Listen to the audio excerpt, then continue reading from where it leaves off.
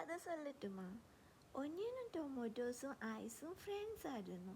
അവർ 3 പേരും കൂടെ കുളിക്കാൻ പോകാൻ വേണ്ടി നിന്നപ്പോൾ ഒനിയനും ടൊമാറ്റോസും ഐസിനോട് പറഞ്ഞു, നീ വരണ്ട, നീ മരിച്ചു പോവെന്ന്. പക്ഷേ ഐസ് കേട്ടില്ല. അങ്ങനെ അവർ 3 പേരും കൂടെ കുളിച്ചുകൊണ്ട് നിൽക്കുമ്പോൾ ഐസ് വെള്ളത്തിൽ അലിഞ്ഞ് മരിച്ചുപോയി.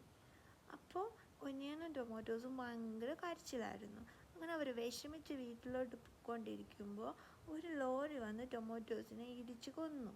അപ്പം ഒനിയൻ ഭയങ്കര കരച്ചിലായി. എന്നിട്ട് ഒനിയൻ വിഷമം പറഞ്ഞു, അവർ മരിച്ചപ്പോഴെല്ലാം കരഞ്ഞു ഞാൻ, പക്ഷെ ഞാൻ മരിക്കുമ്പോൾ കരയാൻ ആരുമില്ല.